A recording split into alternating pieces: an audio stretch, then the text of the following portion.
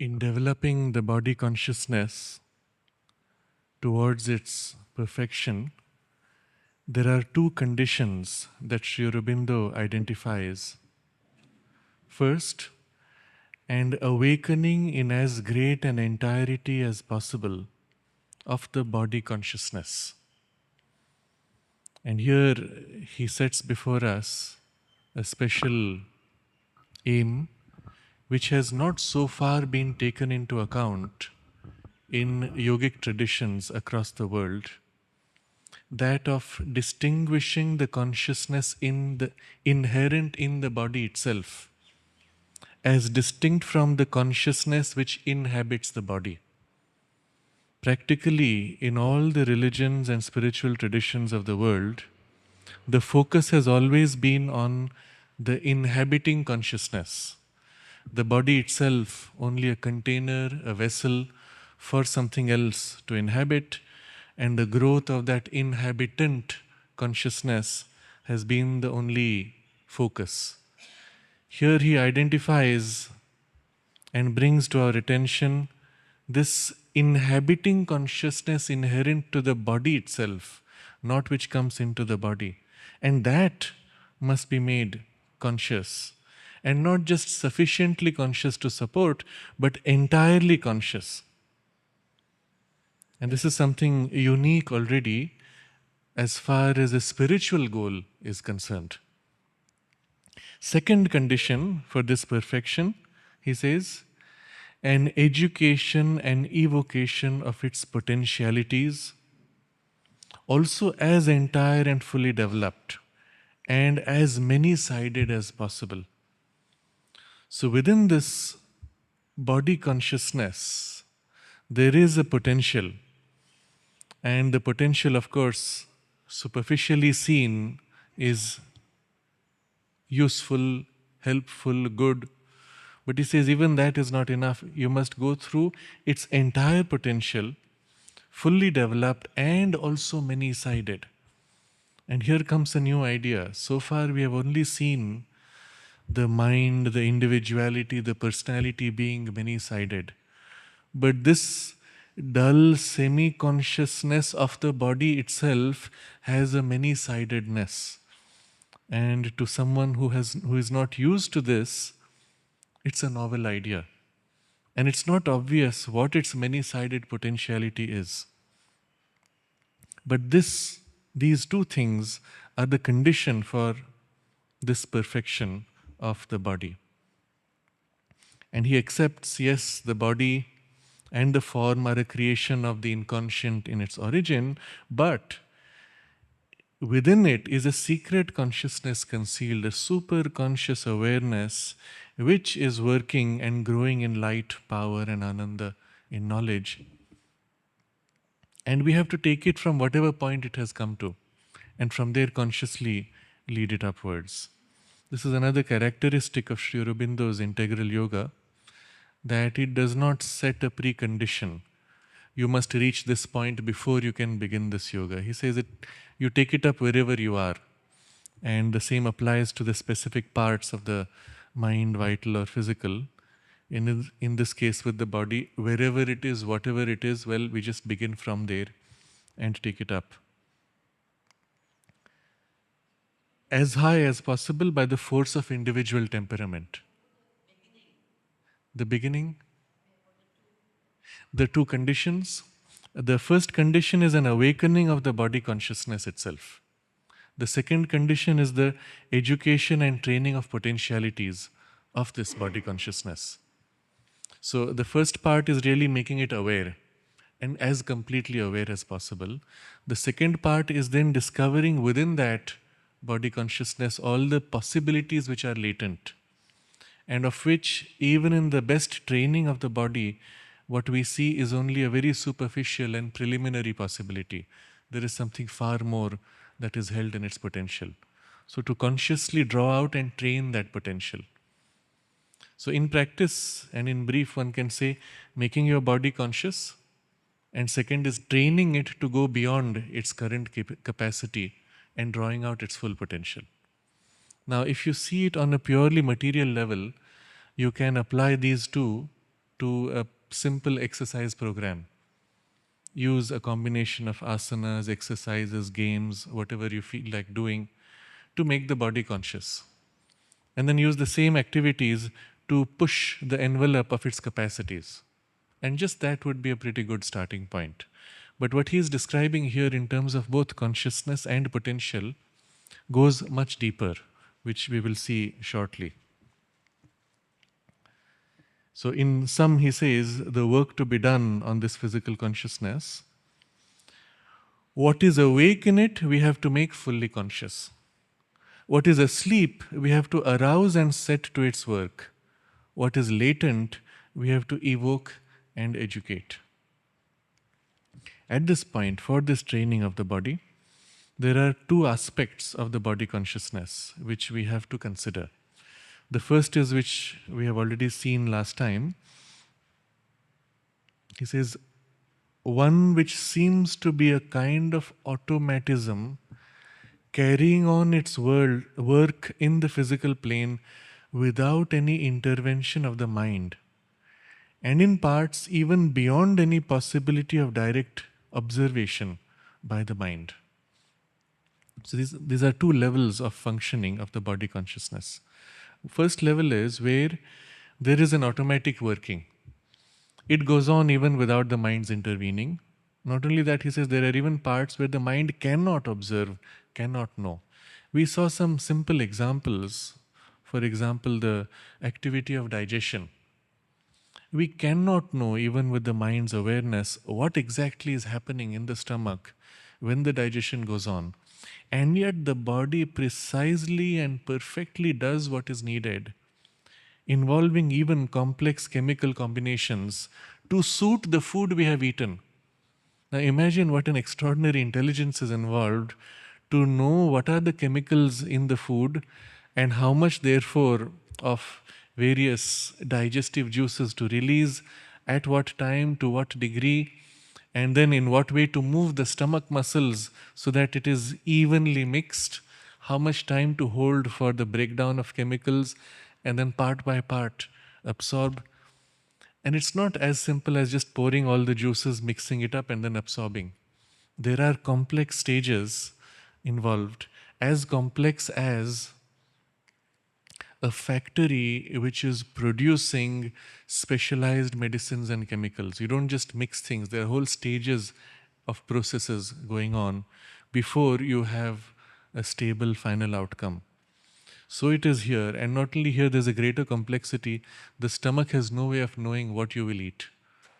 And according to whether you have eaten more sugars, more fats, more proteins, or combinations of them in various sequences, and children may eat things in any sequence at any time, the body has to accordingly take care and digest. Now, all of this is happening involving great intelligence. Mind cannot even know, even if it tries. We saw other examples last time of functions which are on the border, where mind can observe but cannot intervene. Some, such as the heartbeat. You can observe what's happening. You can observe that your heart is racing. You can observe that your heart is slow or dull, but you can't really control it directly, at least as far as we are in our training. And then there are those functions which, he says, or if conscious or observable, still proceeding or capable of continuing when once started by an apparently mechanical action, not needing direction by the mind, and continuing so long as the mind does not intervene. And we saw a few examples of this. One was this swallowing movement. You can initiate it at will. Just now, swallow. The initiation was yours, but what happened afterwards, the whole ripple of muscles going all the way to the stomach, is not in your control. Even if you could feel it as the stomach ripples, as the muscles ripple down, you couldn't intervene. Or if somehow you manage to intervene, the movement just stops. And a lot of the body functions are such. We are able to modify, intervene momentarily, and then it goes on. Breathing is another. It's the one function in the whole of the body which is simultaneously automatic and conscious. You can hold your breath at will, you can release it at will, and then turn your attention away, and it goes on mechanically, as it should. Even involving a great intelligence, where the breathing process has the necessary information of all the parts of the body and their need for oxygen. And it is able to take deeper or shallower, faster or slower rhythms according to the overall need of the body consciousness.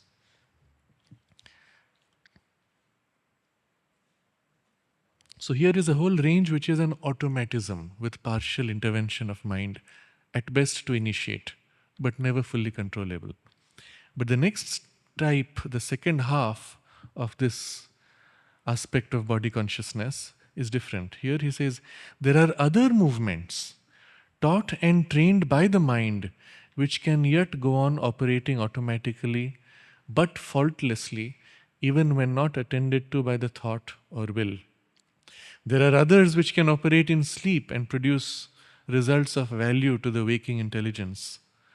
But more important is what may be described as a trained and developed automatism.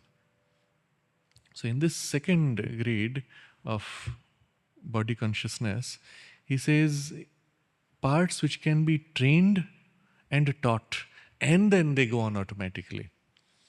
My first conscious memory of something like this goes back to a point when I read in a book, I think it was some book on pranayama or breathing exercises, where this person said, most people breathe wrongly. We breathe with the upper half of the chest, and you should breathe with the stomach. And he asks the reader to just do that a few times. And then he wrote, now you can stop trying, it will go on automatically for the rest of your life. And I paused and thought, how can he make this claim? Here is a habit, I must have been 8 or 9 years old. I said, here is a habit which is going on for so many years of breathing wrong or right, whatever it is, unconsciously. And here I have practiced twice consciously to breathe with the stomach. How can he claim this will go on automatically? Well, I actually experimented and saw that it worked. The fact that the body was made to breathe with the stomach consciously a few times, the intention for it to continue, and then the mind turns off and continues its work, and the body continues with that new habit set so easily. And I noticed over a few days, has it changed?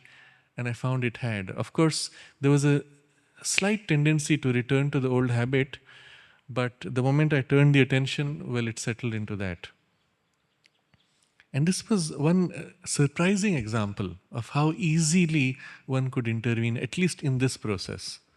If one takes up more complex processes, teach, train these faculties, we saw last time this, you can control the swallowing movement, the peristaltic movement as they call it, and even learn to pause it at will or reverse it at will. And there are simple methods to do that. Or, as in the Hatha Yogic system, they take the control not only to the breathing but beyond that to the heartbeats. And a highly developed Hatha Yogi is aware of the heart muscles to such a point that he can consciously contract. The way we breathe consciously, pause, he can do that with the heart and even slow down or speed up the heart. And then, of course, turn attention away and the heart goes back to its old or newly set intended rhythm. So one could, in this way, in principle, enter into all the spaces of automatism of the body's working and slowly bring into them a new rhythm, train a new process, and then let that new habit continue. Automatism involuntary is the same involuntary action in the body. In this case, yes, involuntary would be also automatic, but in this case, involuntary is a term we use for momentary movements. Automatism is something which involves a complex, sustained activity. But yes, both are in the domain of subconscious, and so we don't have access to it directly. But in principle, you could take it further. You could even take up the automatisms involved in other organs, such as the liver, the kidney, and all of these even processes in the brain, in the mouth, inside the nose, all of these which are happening automatically, which can consciously be modified and even given a new habit and a new training. But this is still internal to the body. The body consciousness has many instincts and habits which relate to its external expression. Here also we can bring in a training. So we saw one example, which is this ability to move the fingers in a certain way, in certain rhythms when we learn to play an instrument. And at first there are habitual instincts. We can't coordinate or cross coordinate in certain ways.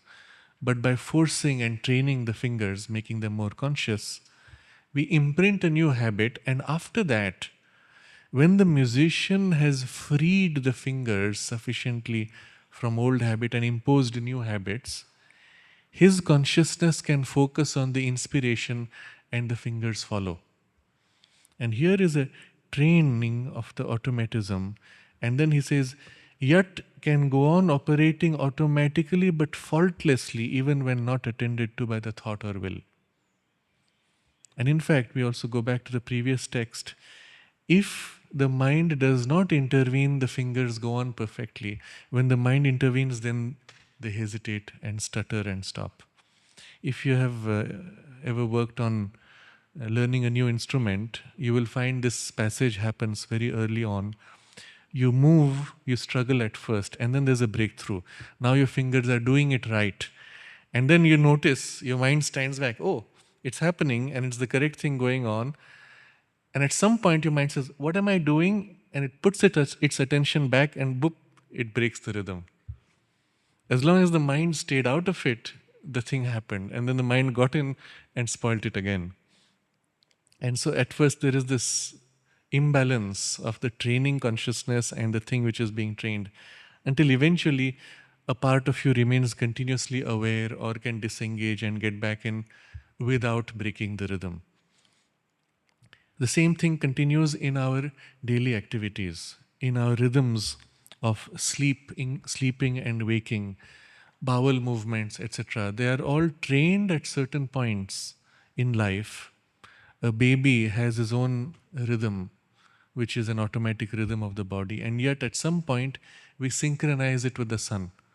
But this is an automatism of the body's synchronization which is deeply programmed, and so it's easy to correct it. And bowel movements also.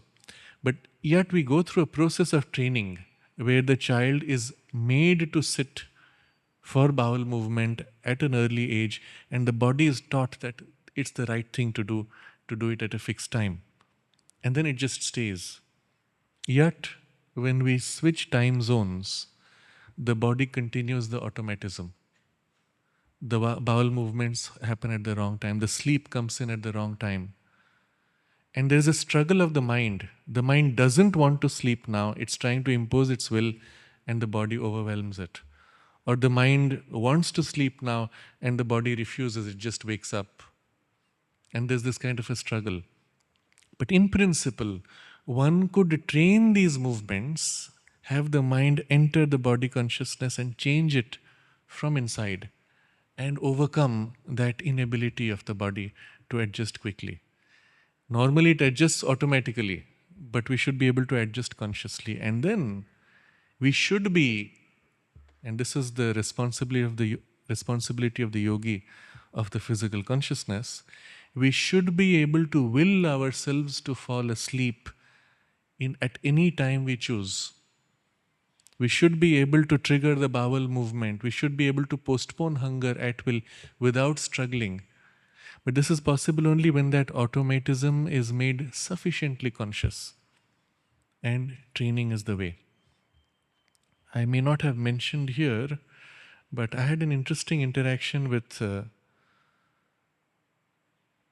officer in the Indian Navy. And as we were discussing some of their practices and training programs, I discovered they have an unusual ability. When he has long months of training in the submarine routine is 4 hours work, 4 hours sleep, 4 hours work, 4 hours rest or sleep, or whatever form it takes, through the 24 hours. And it's something unusual. If we try to do it in our own space, it may seem odd and it does not even work. And yet, in the submarine, it's not so difficult because you're cut off completely from the sunlight. You're always in this sustained artificial light 24 hours. And after a while, he says, you get used to it. The result then is that those 4 hours are in a peak awareness. But whenever necessary, he said, I can close my eyes and go to sleep. And the second thing he said, I can sleep in any position, lying down, sitting, or standing. And he said, I can stand right here with my arms behind at attention and close my eyes, go to sleep, and wake up when I want, and nobody would even know about it. That's the kind of control that he or all of them have developed as part of that routine. And you can see it is a remarkable control of the automatism of the body's sleep rhythms.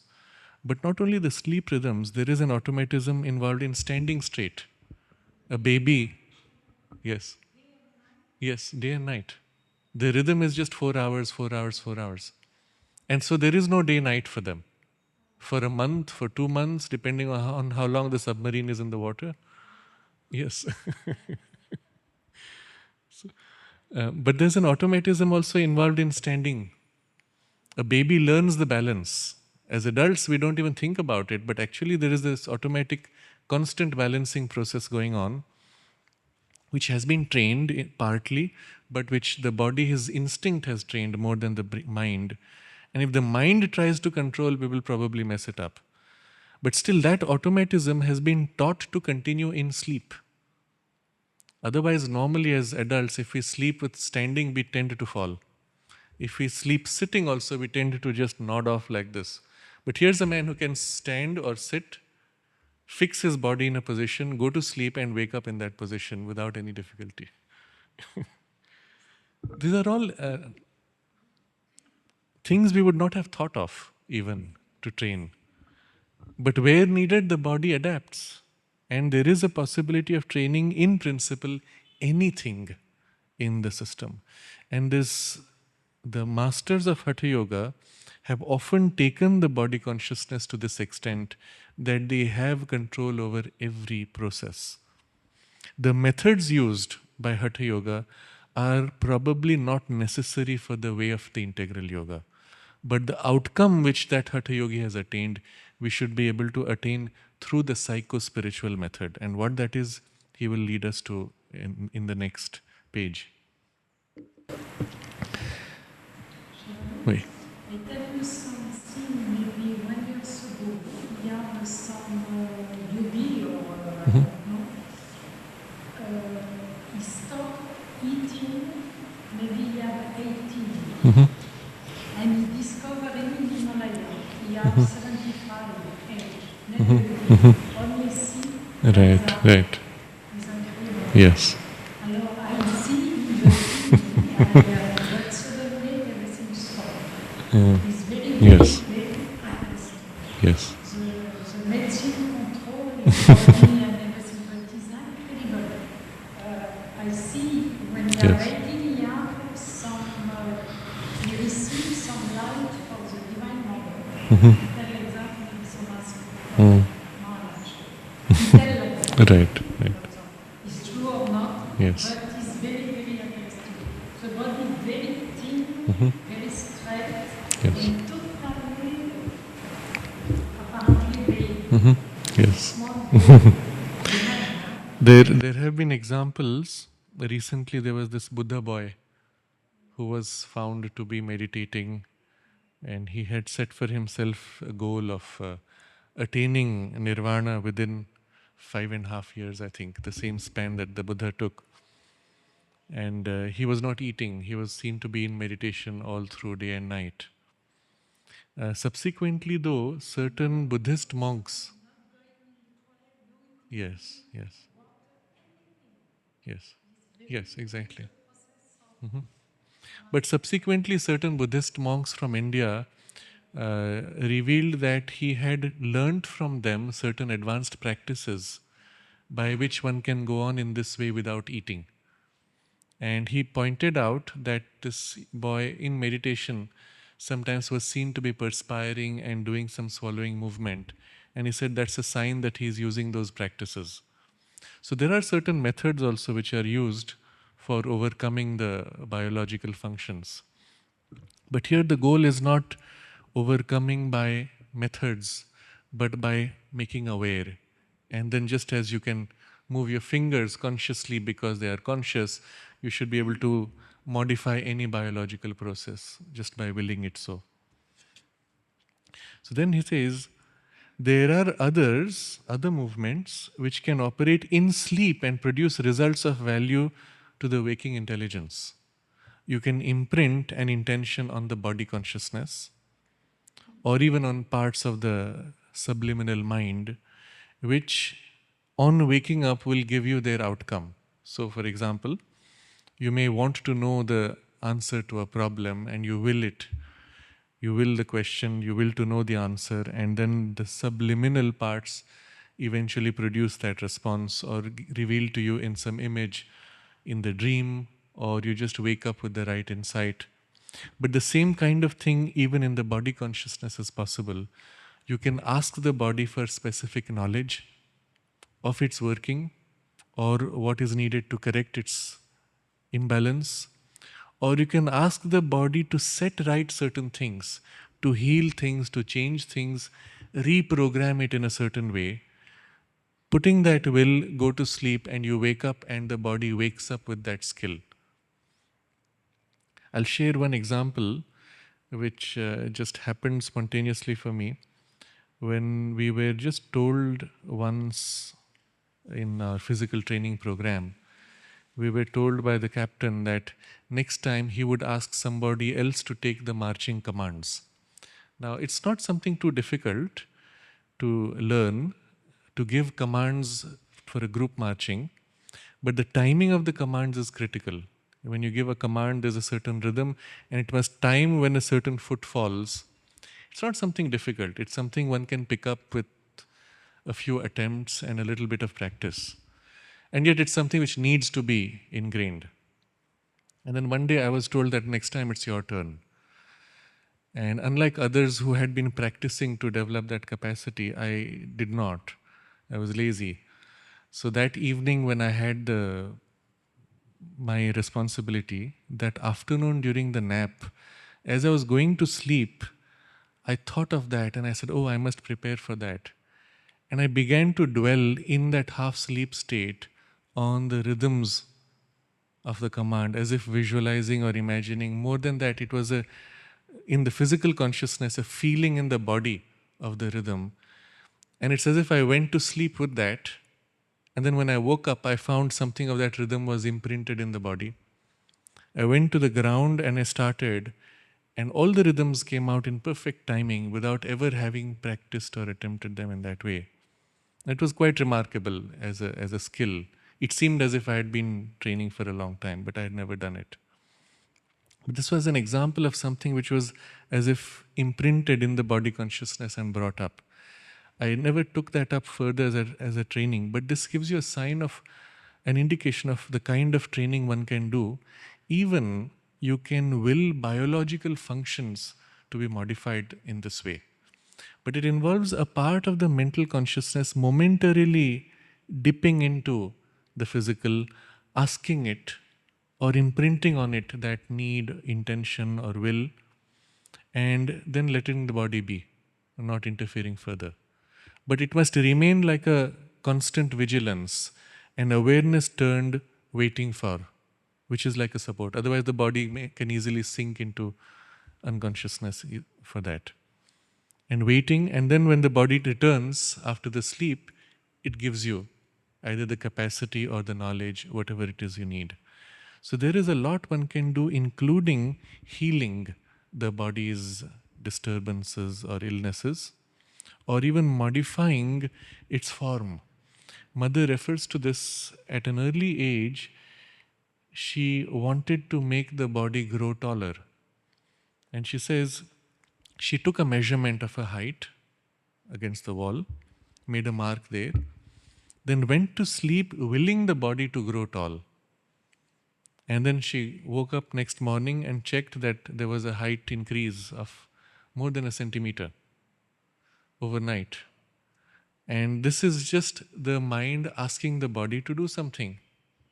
How it does it, that's part of the automatism. Mind is not involved there. So you could, in principle, use this also for other more complex corrections, including healing disabilities or illnesses. It is something of this which takes place under hypnosis, where not your own mind but somebody else's mind is projecting a will onto your subliminal or the physical consciousness and asking it to do things which normally it would not be able to do, at least. And it responds in that way. So there are others which can operate in sleep and produce results of value to the waking intelligence. This involves not only modifying body processes, imprinting new habits, but also drawing out knowledge from the body itself. Yeah. You?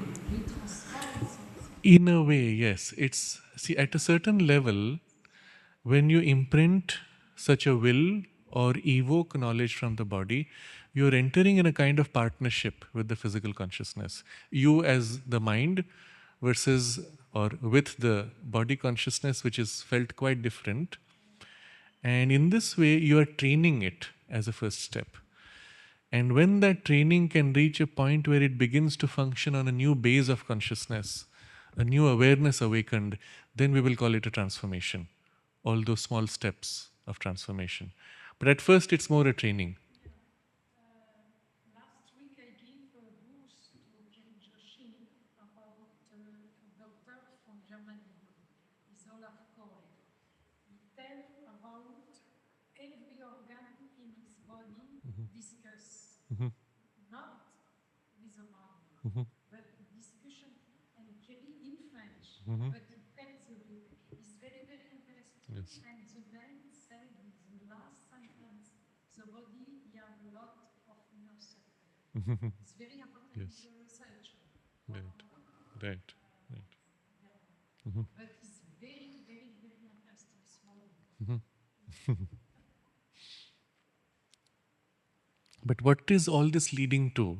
He says, but more important is what may be described as a trained and developed automatism. A perfect skill and capacity of eye and ear and the hands and all the members prompted to respond to any call made on them. A developed spontaneous operation as an instrument, a complete fitness for any demand that the mind and life energy can make upon it. So this is the culmination of this development, that the whole body consciousness should be ready, perfectly responsive to whatever the mind or life force asks from it, in spontaneous response and coordination. Now just take an example of a game for which you train. You take tennis or basketball, football, or an activity such as gymnastics. And you will see in this a kind of a training required at first for coordination between different parts, and especially when you're dealing with objects, a ball thrown in tennis. Then you have an eye coordination between eyes and hands. In all of these, the training you will notice is one where the mind starts a process, but the body's automatism is provoked to take over and imprint the actual action. I'll just give a few examples here. When a very simple act, somebody throws a ball and you have to catch it. It seems so simple, it seems so obvious when someone actually does it. But a child who first learns to catch the ball cannot seem to do it. We seem to make all the wrong movements. We seem to have the hand in the wrong place, the ball misses, or we go like this and it hits the fingers, various things. And I remember the key in learning as a child. Some of us got it sooner, some didn't get it. Those who got it couldn't explain how they did it. Those who didn't get it somehow couldn't get it after all the explanations from the coach. And then one day I heard the key. And the coach said, "Watch the ball." What we were trying to do was watch our hands to put it in the right place to catch the ball. He said, "Watch the ball." And when we did that, we forgot our hands. And then the body put the hands in the right place. And here was the key.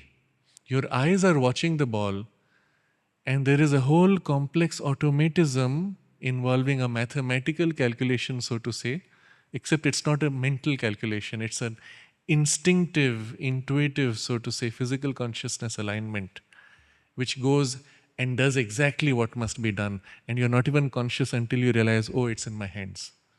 The body knew how to do it.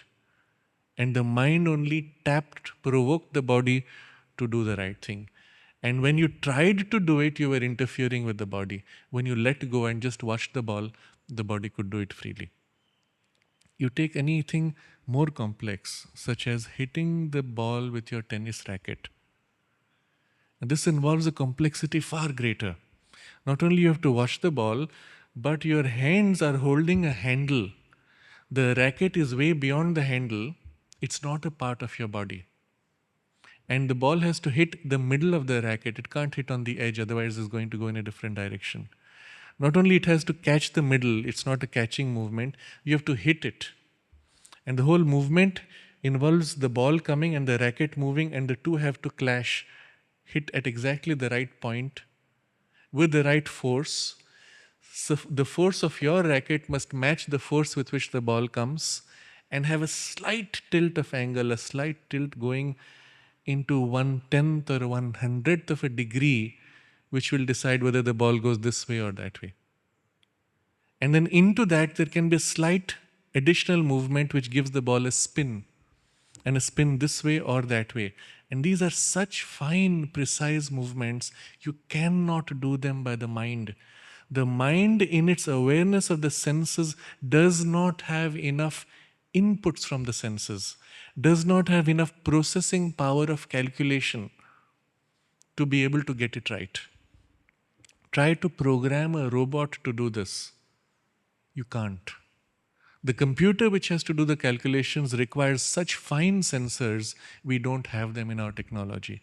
The calculations involved are so complex, if you have to give the ball a spin to put it in an exact location, that it is going to take a computer that has to be really, really fast. And still the mind will have to figure out equations and develop a whole body of knowledge to do that calculation.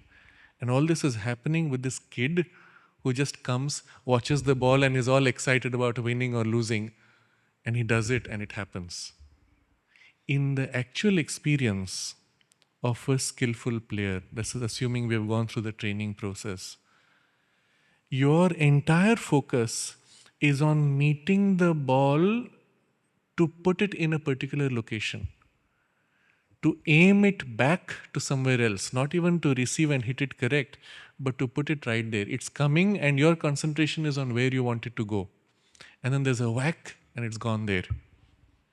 What happened in that single whack was all in the automatism of the body consciousness. The mind only kept the focus of where it wants it to go. The body did everything else. And yet, it involves a state of great concentration. If your mind is dispersed, I don't know where I want it to go, and then suddenly I choose something, the body is confused. When you are clear, when you are in a state of clarity, unaffected, undisturbed, the body's response comes through smoothly. And here you see characteristics which exactly replicate the mind's state needed to receive a higher intuition. The mind has to be quiet, concentrated, one-pointed, receptive, and then the intuition comes and flows and does its thing. And here, your body has to be quiet, concentrated, your mind has to be one-pointed, and then the automatism of the body comes through and does its thing. And one could even say it's a kind of a body intuition which has the right knowledge spontaneously and which does it. But this knowledge is not, as in the mind, simply a knowing, it is a knowledge which is a doing, a being in state of action, a dynamic state of action that is knowledge, or knowledge that is action, but in movement. And this is something extraordinary. If you think about it, if you dwell on this idea or the essence of this experience, you say this is something so extraordinary. And here you get a first glimpse of the body's true potential. It can actually become an instrument of knowledge, will, movement, and expression, which is spontaneously flowing through as a single movement, going far beyond what the mind could do or what the life force could do, if we can so assist its awakening. And it's just a first glimpse of what is possible. And you see here the relationship with the mind. The mind started a process of training, but the one who actually taught was the body teaching itself through its own automatism. Thereafter, the mind instructed or asked the body for a specific outcome, the automatism followed and accomplished it perfectly. But in this, there was a passage of training where different functions and parts of the body needed to learn to coordinate with each other. And that coordination itself was inherent as a potential in the body. It was drawn out by giving it the right opportunities. If you think in these terms, you will see almost all the body training is nothing but the mental will creating the right occasion, placing on the body a right intention or will, and then all the rest the body is really doing, as long as the mind doesn't interfere too much. Once we understand this, we can actually speed up the training processes so much more. I wanted to give another example which comes in the domain of gymnastics. When we do some complex movements, now there are simple movements you can do like raising the hand, but if you do a cartwheel, already it's a little more complicated. But when you do a somersault or a back somersault, these are movements which involve positions that the body has never experienced. It involves reflexes and postures, knowledge of body's position and skill, which it has never had, and possibly even it has not inherited. It's not part either of our ape, monkey past, nor of the human past. So at least walking, we can say, goes back some generations of species, because there are creatures which have been walking for some time. But doing a back somersault is not even part of the monkey inheritance, much less the human. So there is something which is happening, and again recalling the training program. And for me, it used to be a surprise how easily people would get it. The trainer would say, do this. If you actually consciously try to do it, you confuse the body. And you always fail. And I noticed the people who tried to do were the ones who never got it. The ones who didn't try and just flowed with the body, they got it. The difference always was this. Those who are more mental, intellectual in their approach, who used to have better scholastic skills, they failed. Those who were poor in scholastic skills, they succeeded. And today when I look back, I understand. At that time I didn't have that mental understanding. The difference was this: those who tried to mentalize and control by mind's understanding were confusing. The others who were not good in scholastics were more identified with their physical consciousness. They trusted it, they willed it, and then let the body do what it wanted. It did it. And it was always interesting for me, the best coaches never told you what to do. They put your focus on something which was something else. I'll give another example. When we were doing the trampoline, you're bouncing up and down, you always tend to drift away. Because of the nature of the trampoline, when you hit below, the whole cloth is stretched in a curve. If you're slightly off center, you will end up bouncing the other side. And then you bounce the other way, and you always end up being thrown out.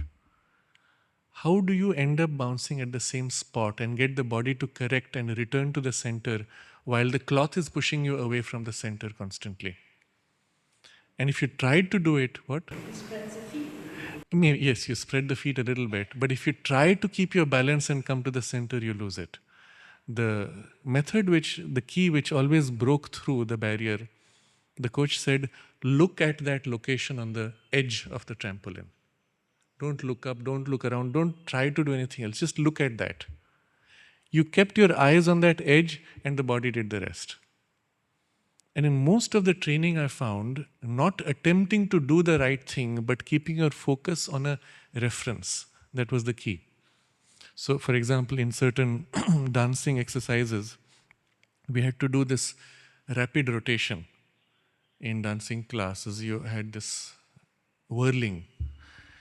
Everybody after 2 or 3 whirls starts getting giddy and they lose track and they lose balance. The reference there is look at the wall in front. You do a spin and look at the wall. Do a spin, look at the wall.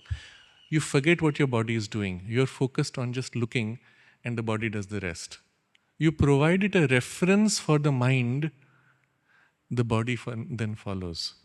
It's a similar thing both for back somersaults, forward somersaults, and so on. When people do a dive on the edge of a board in the water, and a backward dive, you jump, you do a flip, and then your head goes down, and you're skimming next to the board. You're skimming right next to it, and nobody hits the board. How do you know how much to jump, how much to turn, where to turn so your body doesn't touch it? I could never do that because I always feared hitting the board. I couldn't trust the body. I was too mental. But those who trusted their bodies, they just did it and they got it the first go. How? I noticed something else also. I mean, these are all in retrospect. When the person is doing, the coach who knows how to do, who has done it himself, is most effective in teaching, even if he's not doing it today. And you will see the state of relationship between the coach and the student. As the student is doing, the coach's body moves and hop, and he feels the movement in his own body consciousness. There is a kind of a transmission of that body state from one to the other. And the state of consciousness of body knowledge is as if imprinted in the student momentarily. And he as if wills the student's body in the right movement. And here again, you're dealing with a domain of very interesting experience. The body consciousness that knows the movement, it's a state of knowing in body, that's transmittable. And if I have it and someone else does it, and if there is a connection, one can imprint that on the other. And that's really what's happening with a skillful coach. There were other coaches who came with reading and they couldn't get students to do as well. You can feel the body of the coach literally flowing. Of course, the body doesn't move, but some part of that thing is flowing with the student, making him as if willing him into the right action.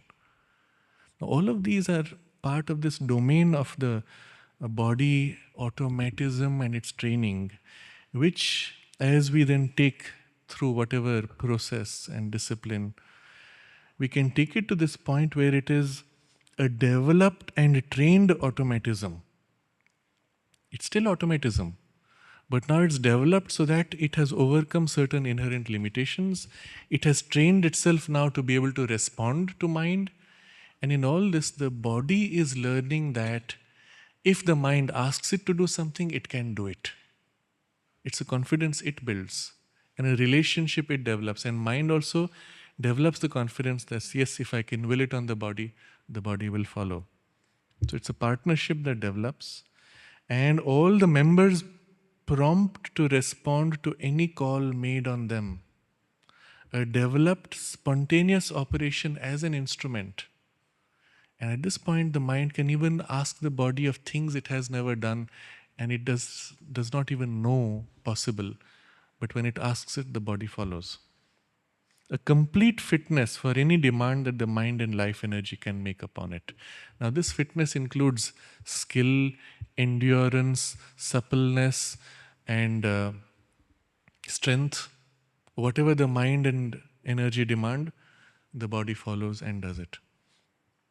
I have shared one, yes, I have shared one experience which I had. Which I had some years ago when I had to drive a vehicle a great distance while in the middle of traffic. And you may recall, but it's worth repeating. I used to drive, I had to drive from one end of the city to the other. And one day I said, what if the driver doesn't come someday? I'll be stuck. I won't be able to finish the work I have to do. So I told the driver, today I'm going to drive the vehicle, but you be around. And I first took a stretch with the better understanding of how to train the body. I told him I'll first do it on this stretch, which was a empty stretch of the road. It was on a bridge, very little traffic. I learned to start and stop.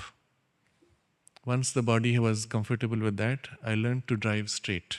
Just went through across and then stop. No specific turns, no other controls.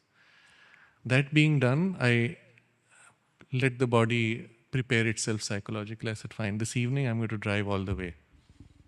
And let it be. So it was a mind's imprint on the body telling it, okay, get ready for that. At the end of the day, got into the vehicle and then took off.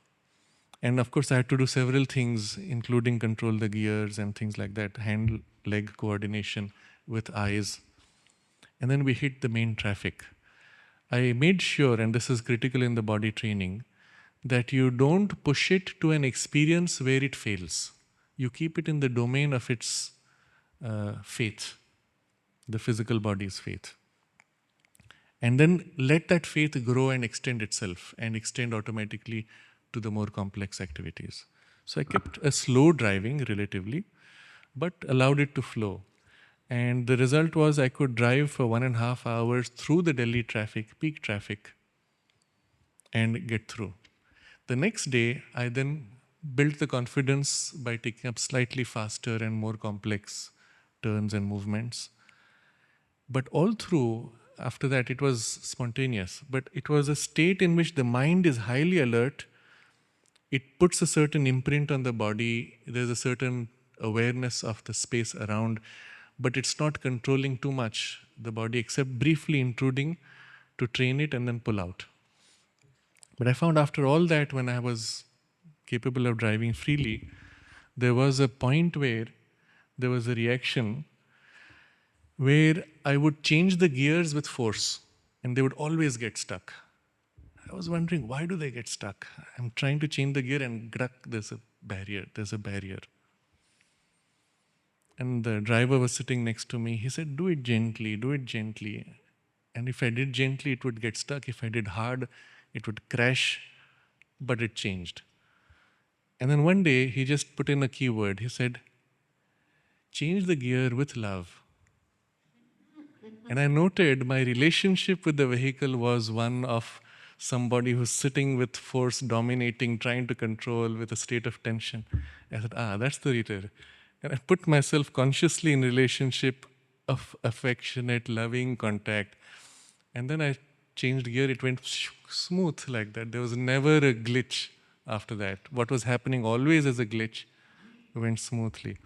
In all these, the thing I want to report was the state of consciousness of mind in relation to body and in relation to vehicle. And things flow from that state. But there was, and this was a critical element, the training which had been given by the physical education program in childhood, which gave the body consciousness this responsiveness, plasticity, and receptivity to mind's will. This was a critical part of the ability of mind to imprint a new habit, a new skill in this way, spontaneously. But once we understand this principle, you can see how the body can become a developed, spontaneous operation as an instrument for everything that the mind imprints on it. It is towards this that Sri Aurobindo says we have to take this automatism of the physical consciousness. So yes, there's a comment here, the mind is not the supreme. Yes, certainly. And that's the point which he will get to us later. Sri Aurobindo here takes a very practical position. For the training of the body, the first relationship the body has is with the life force and with the mind. And if this we are able to bridge, then the mind can have a relationship with a higher consciousness and act as a bridge between that and the physical consciousness. So that's what he will take to later on. So this state where he says there is a complete fitness for any demand that the mind and life energy can make upon it. This state, this is ordinarily the best we can achieve at the lower end. When we start from that end and limit ourselves to the means and methods which are proper to it. The lower end is physical exercises, physical processes, physical training program, and we limit ourselves to these means and methods. For more, we have to turn to the mind and life energy themselves or to the energy of the spirit, to what they can do for a greater perfection of the body. So body methods of physical process for training the body is good.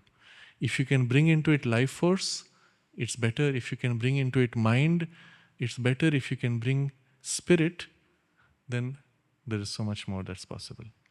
The most we can do in the physical field by physical means is necessarily insecure as well as bound by limits. Even what seems a perfect health and strength of the body is precarious and can be broken down at any moment by fluctuations from within or by a strong attack or shock from outside. So here we face the essential limitations of the physical consciousness. And as long as we are in those limits, then there is a precarious balance. So either from within, there can be something which breaks, or from outside. The mother speaks of this in a different context when she's speaking of how the body's health and balance can easily be upset. She says sometimes there is a sudden growth of one part of the consciousness, and she's speaking of the physical body. A part of the consciousness grows, and the result is the rest which has not grown becomes in disharmony with that part. And suddenly everything goes wrong. And even there is a breakdown of health, forcing the body to withdraw from activity so that there can be an assimilation and the reharmonization with the other parts growing to catch up. Now, we've never looked at health from this perspective, and it's a very interesting way of looking at it. Wherever there has been a sudden growth in the physical consciousness, there is a tendency for some dislocation and disharmony which follows. If we are conscious of the body at that point, you will feel the need for the body to go into a state of partial withdrawal or rest, to assimilate and harmonize these different parts.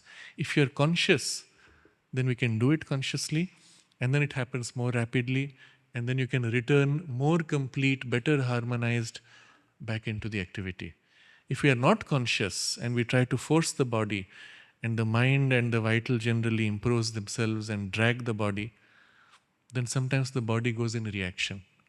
It pulls back, it falls ill to be able to go into assimilation and then come forward. And mind does not understand this. If we paused, trained ourselves to listen to the body, feel body, whatever term you use for that, enter in relation with the body to ask, what do you want, what do you need? Not in terms of the instinct of the body to slide into inertia, rather in terms of its need in aspiration, and then support that. Then we need not have these passages of disharmony or breakdown of health. Change the tape. There's an interesting passage from one of Mother's talks where she's speaking of the requirement of food and the body's need, and how the mind and vital impose their desires or fixed ideas on the body. And she says here, I will first give you the reference.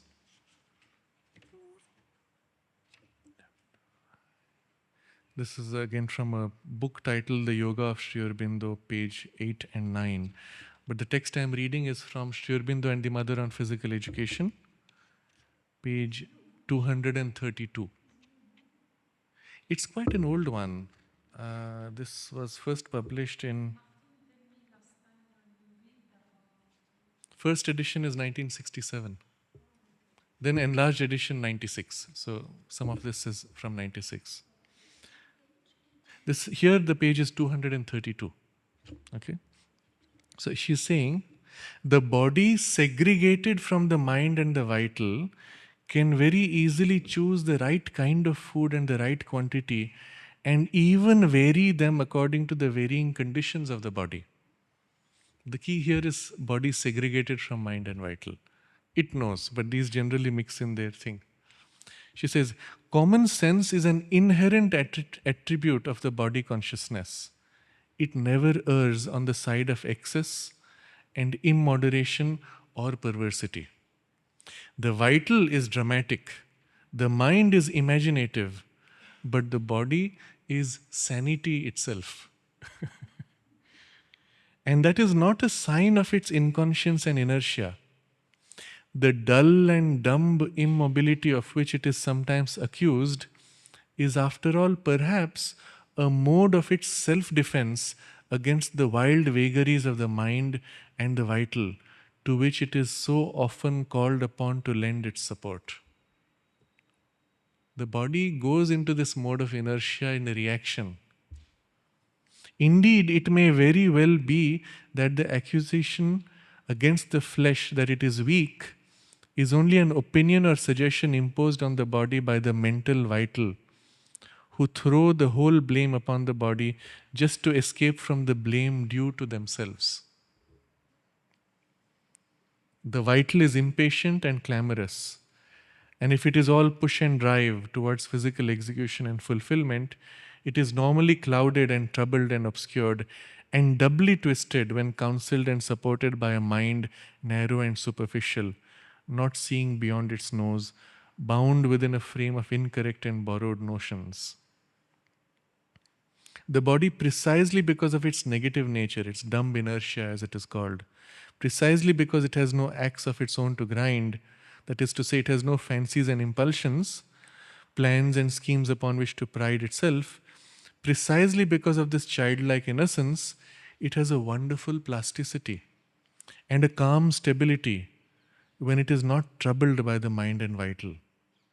Indeed, the divine qualities that are secreted in the body, which the body seeks to conserve and express, are a stable harmony, a balance and equilibrium capable of supporting the whole weight of all the levels of consciousness from the highest peak to the lowest abysses, even as physically it bears the weight of the entire depth of the atmosphere so lightly as it were, without feeling the burden in the least. Very interesting passage. Isn't that also what happens in healing?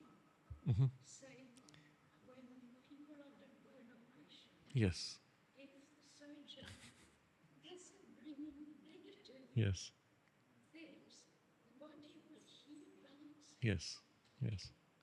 If we allow the body to heal and not allow the mind to interfere too much, it does its own thing. I notice, for example, in certain types of illness, such as the heart attack, where the whole problem is subliminal at a level of body consciousness not accessible to the mind. And it's basically mind and vital which have been driving the body to the point of this collapse.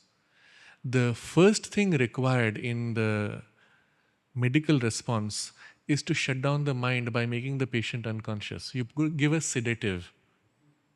What does the sedative do? It gets the mind and vital out of the way. And then the body goes into a relaxed state. It knows how to relax. The mind didn't prevent it from relaxation.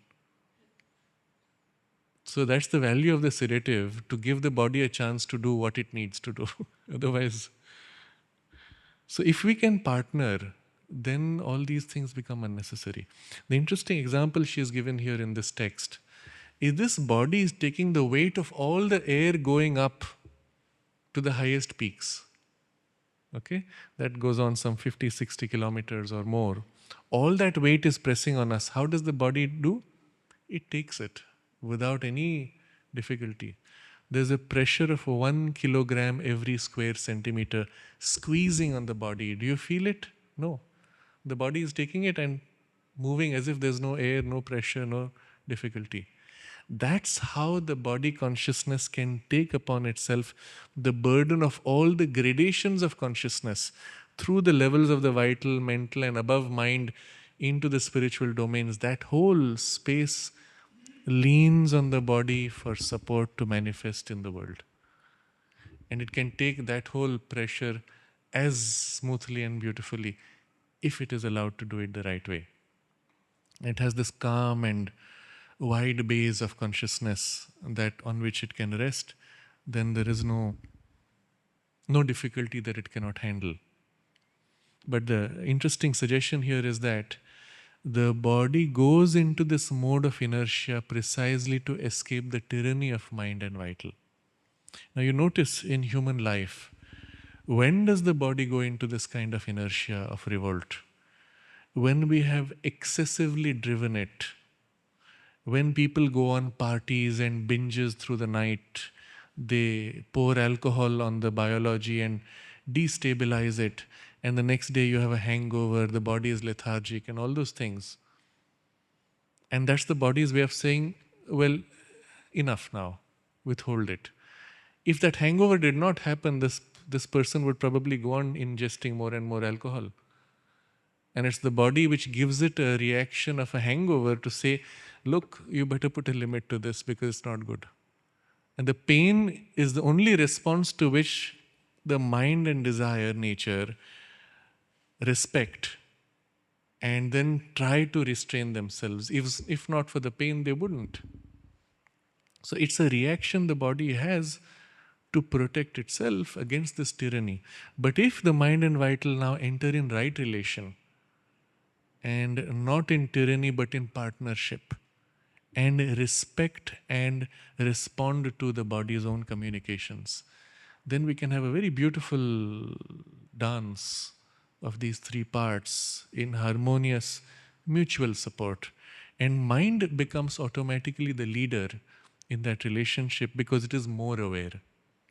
And the other parts look up to it for leadership. Tell us what is better, tell us what will help, tell us what will lead us to a more complete and more beautiful life. And the mind can show the way. But if mind turns around and indulges the vital or provokes the body, then they must break away to protect themselves. And that's what... Yes, it can.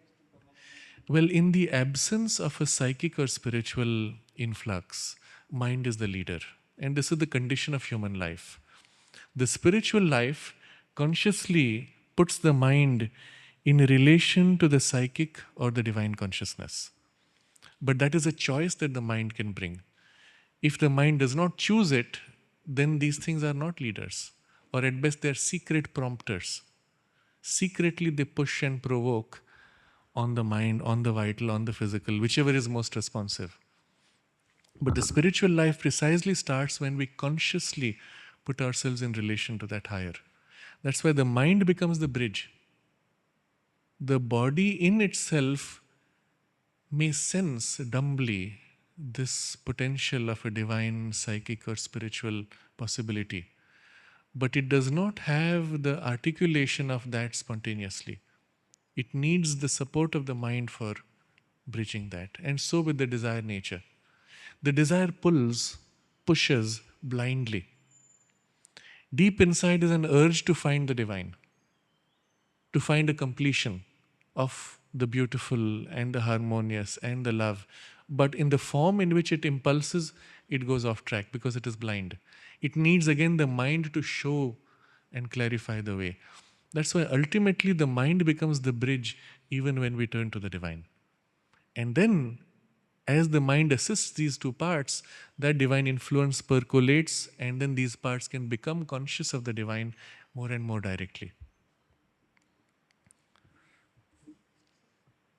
So, the difficulty we have in the physical field of using physical means is that the physical consciousness is bound in limits.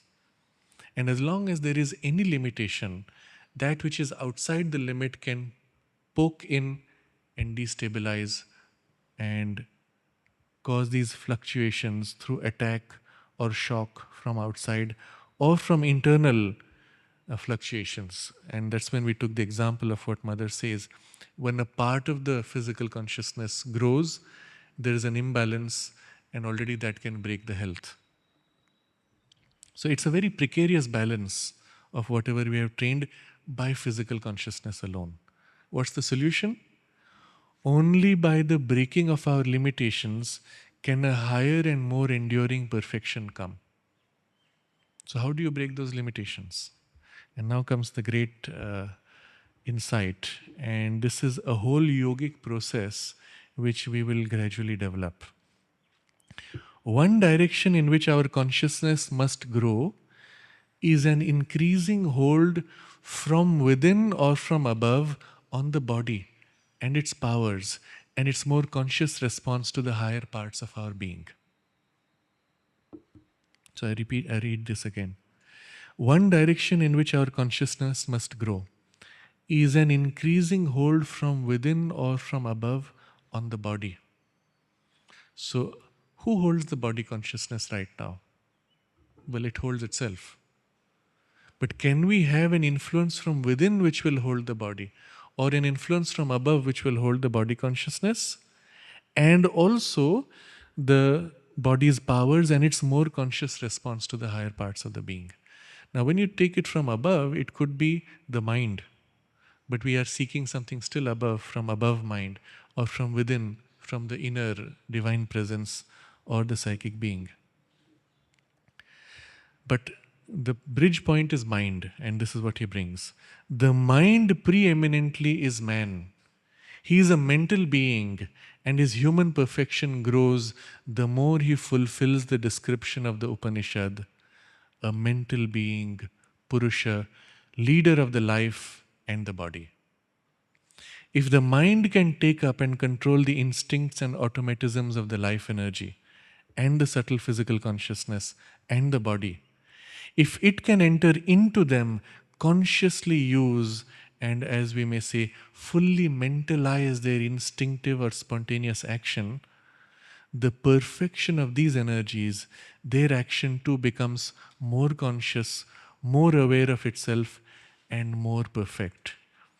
And it is necessary for the mind too to grow in perfection, and this it can do best when it depends less on the fallible intellect of the physical mind and can grow in intuition and acquire a wider, deeper, and closer seeing of the more luminous drive of energy and a higher intuitive will.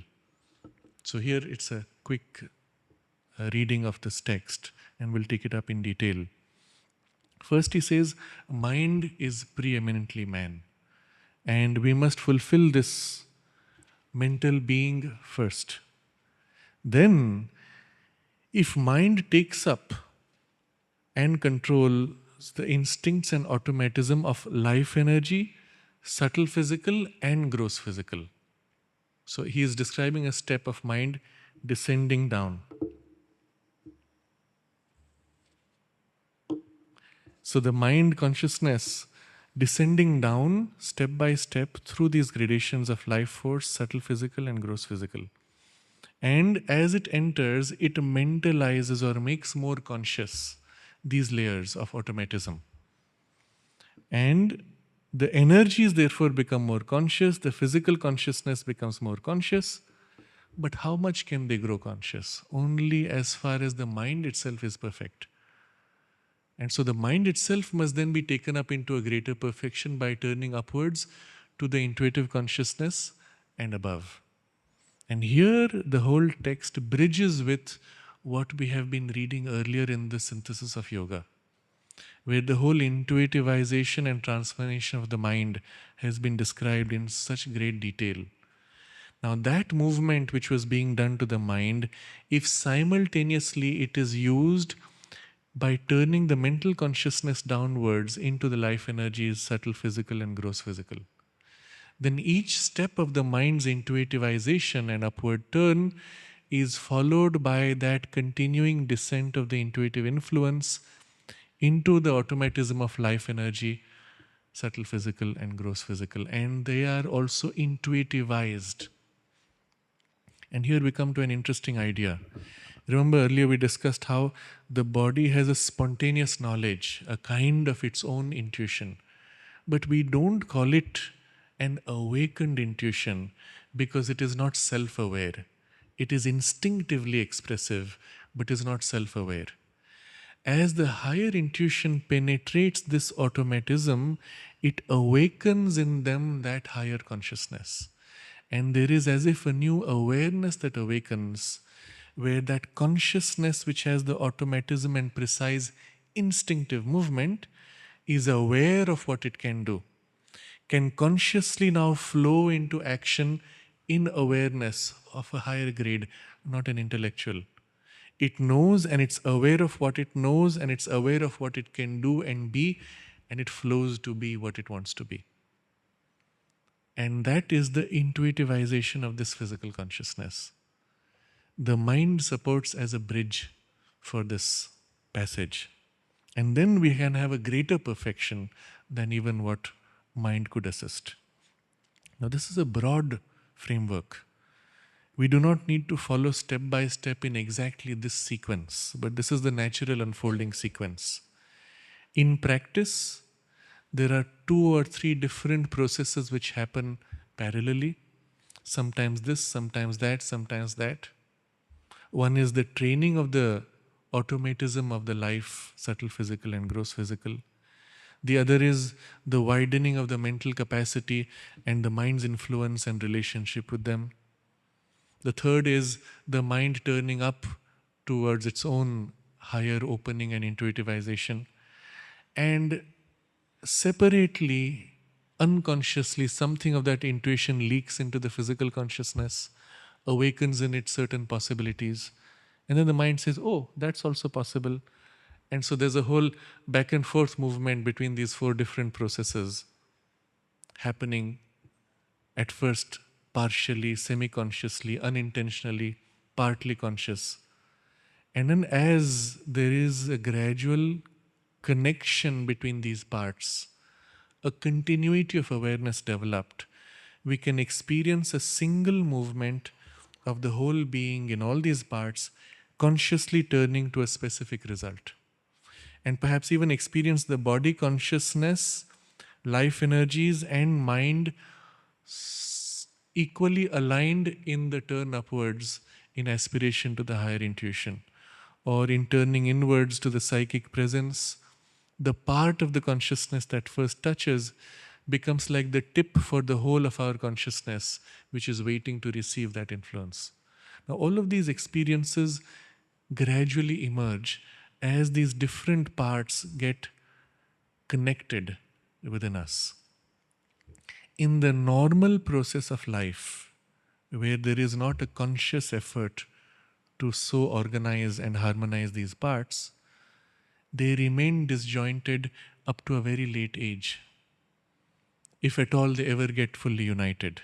But if the person has in the inner being a higher aspiration, which the outer mind may not participate in, that inner being will push and pull the other parts and create a kind of an harmony over time, in spite of the external nature.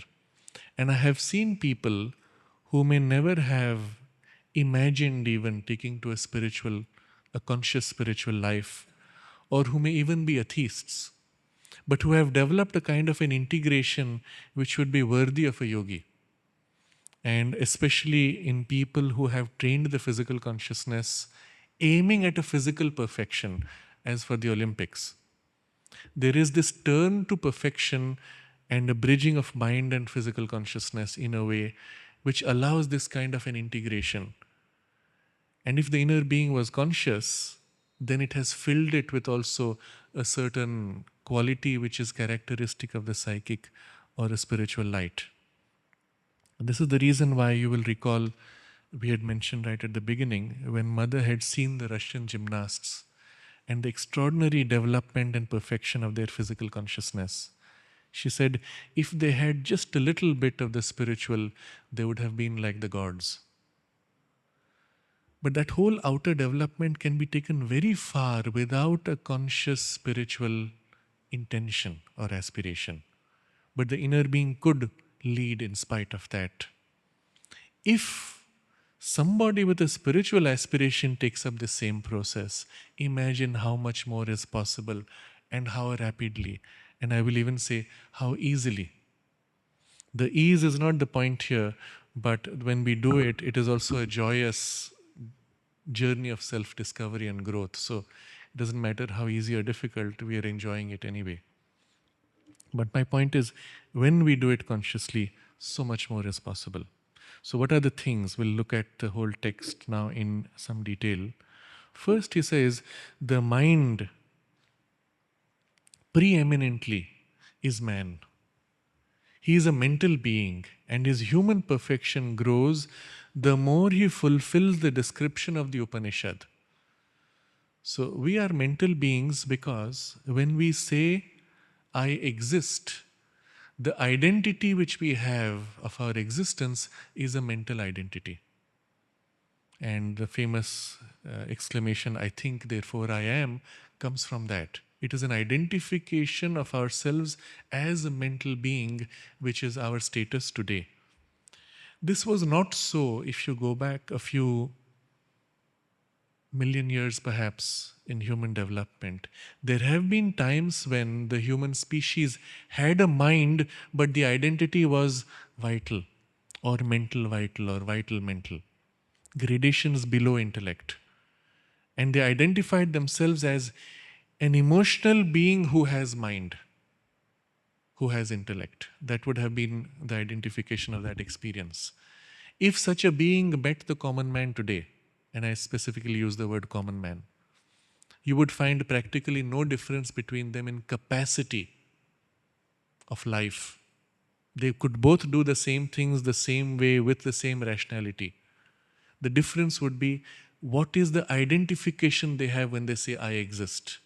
Modern man will say, I am conscious here as mental being. The other would say, I am conscious here as emotional being. But in capacity of mind and emotions, they would be equivalent. This status ascending is the evolution. Yes. The identity of the person. Who are you as a being? One will identify, I am the conscious mind. The other will say, I am the emotional drive. The energy of my emotions is me. That's the difference.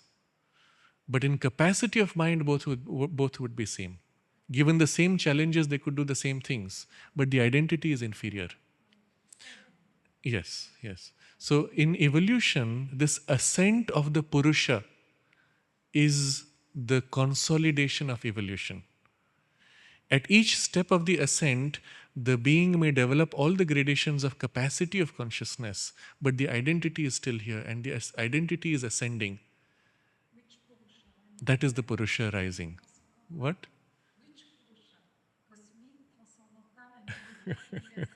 The individual Purusha. The evolution of the individual is here. And at this point, as a mass, we have come to the identity as mental being. So this is what is meant when he says, the mind preeminently is man. He is a mental being and his human perfection grows the more he fulfills the description of the Upanishad. What makes us perfect in our mental identity? And the Upanishad says, the mental being, Purusha, leader of the life and the body. And we become perfect in our identity when we put this right relation between these three parts. And I will read the exact text from the Upanishad. This is a very beautiful Upanishad called the Mundaka Upanishad. Very deep, profound. And when we look at the verses before and after, there are some extraordinary revelations there. But this verse which he is quoting is chapter 2, section 2, verse 8. In Sanskrit, it's a 4-line thing, but just the first line which Sri Aurobindo quotes is Manomaya Prana Sharira Neta. Manomaya, the mental being, Prana, life, Sharira, body, Neta, leader. So mental being is leader of life and body. Then the other 3 verses go on, and it is something very beautiful. I'll read the translation instead. Sri Aurobindo translates it thus. A mental being, leader of the life and the body, has set a heart in matter. In matter he has taken his firm foundation. By its knowing, the wise see everywhere around them that which shines in its effulgence, a shape of bliss and immortal. So it's a... Yes. A mental being, leader of the life and the body, has set a heart in matter. In matter, he has taken his firm foundation. So this is the mental being established in matter and in the physical body, obviously. By its knowing, that is, by knowing this mental being, by its knowing, the wise see everywhere around them that which shines in its effulgence, a shape of bliss and immortal. So there are many things implied here, but the key idea here is, it is through the mind's awakening as conscious mental being that one can turn to the awareness of the divine consciously and experience the divine existence around consciously and see his form of bliss and the immortal here all around. See and know that here. But that can be done only after we are stationed in mind as conscious mental being. In evolution, therefore, mind becomes the bridge for the higher. Yes. One goes beyond, but only by first establishing in mind. That's the point being made. And then only we become conscious of the beyond.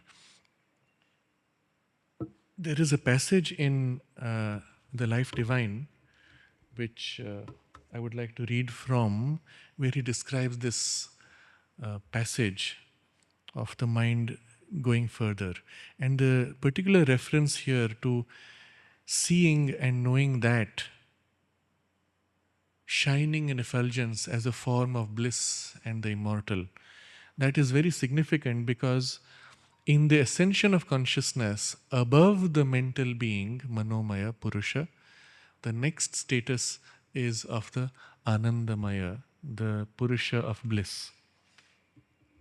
So in the passage in the Life Divine, this is on page 105.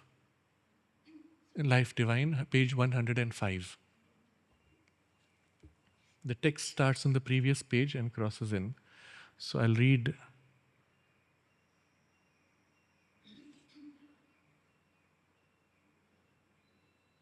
So it goes like this. In the entirely expressive Sanskrit terms, there is an Anandamaya behind the Manomaya, a vast bliss self behind the limited mental self.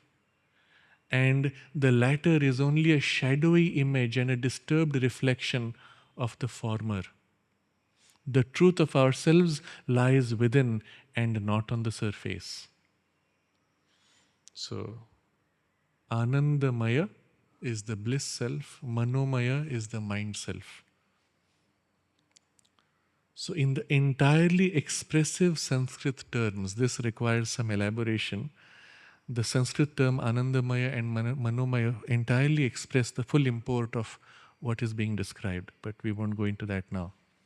A vast bliss self behind the limited mental self. And this limited mental self is a shadowy image and disturbed reflection of the bliss self. The truth of ourselves lies within and not on the surface.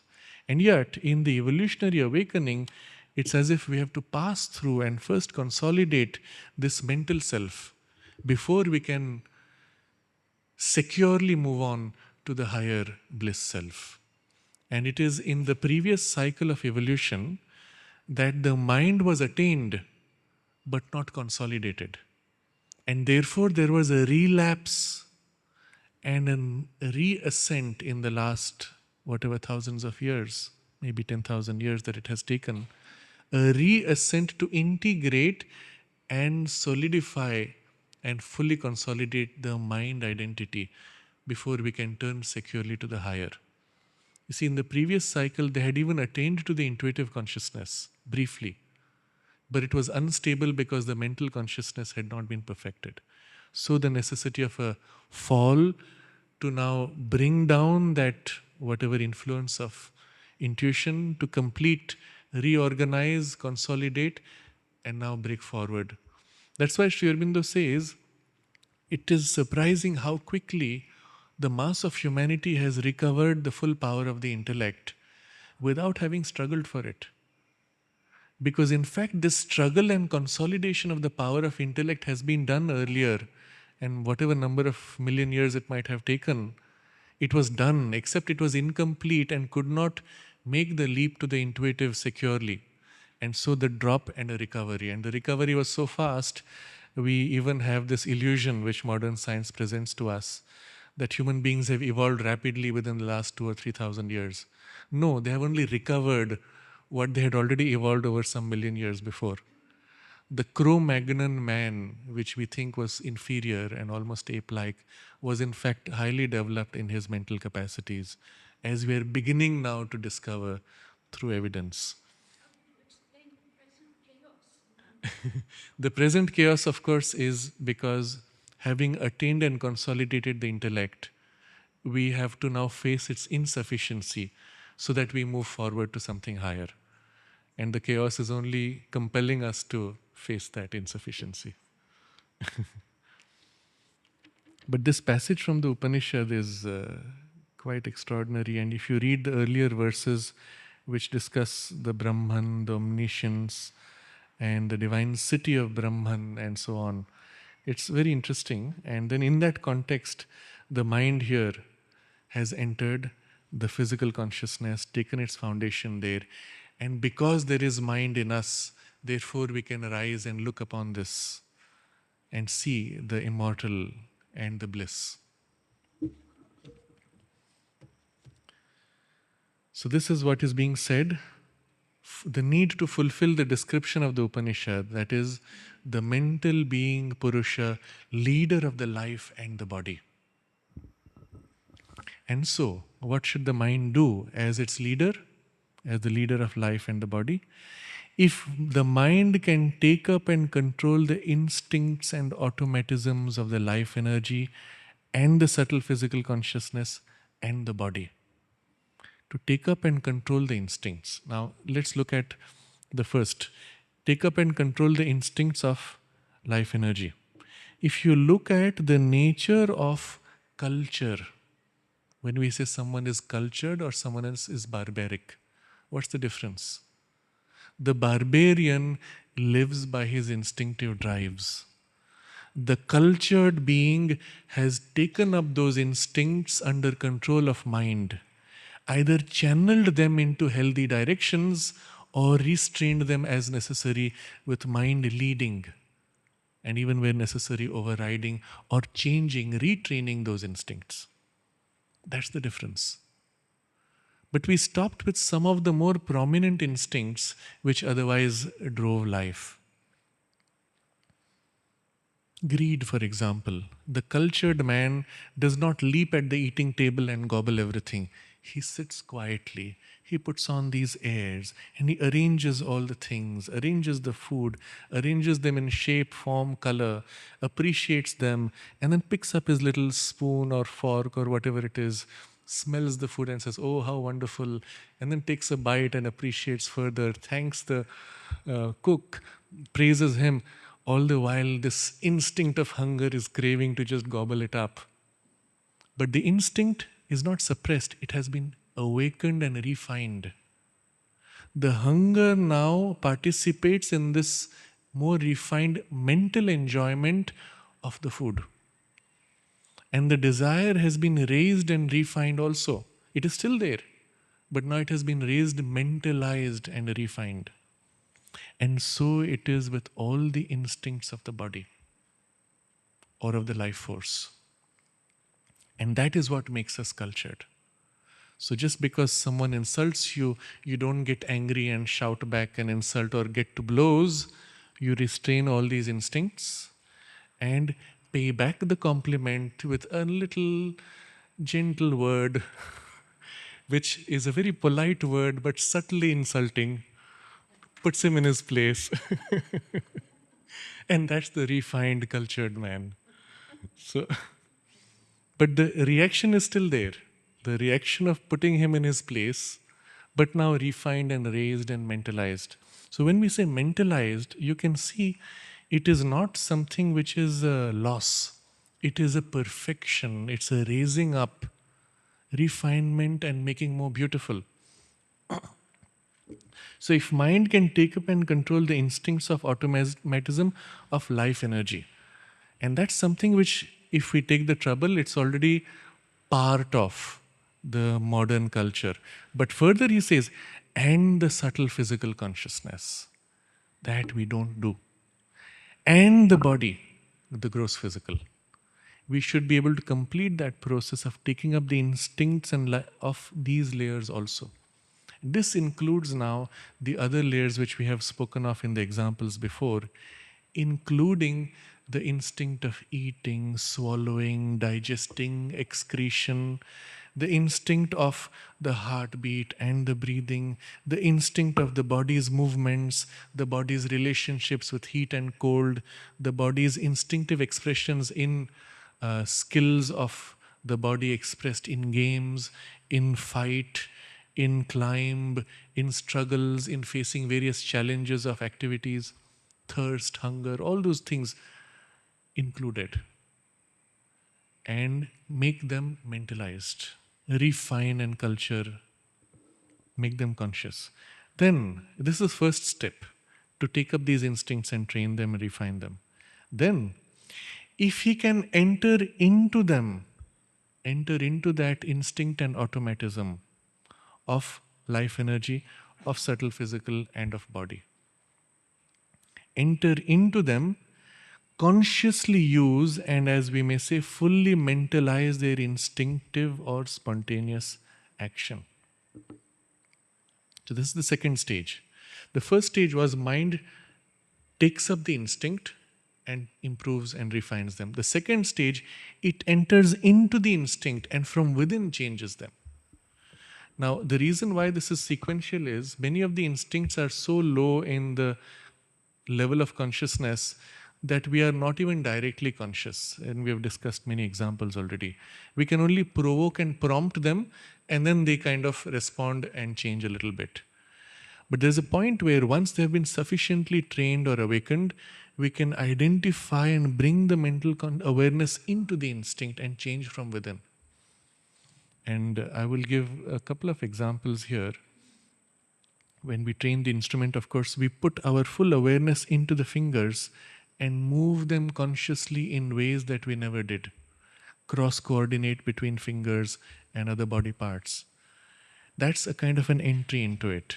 But imagine now entering the body consciousness when you, for example, when you breathe. I'll take two examples. The first is when you breathe without entering into body consciousness. As you do pranayam, you hold breath, release breath. You're not conscious of your lungs. You're just willing the awareness on the lungs to breathe or stop. Imagine doing the same thing in a different way. Let your whole awareness shift into the lungs. Feel the muscles of the chest, throat, nose. And then as you breathe, you're aware of this whole expansion. Consciously you expand the muscles of the chest. Consciously you relax and release. You are breathing the lungs.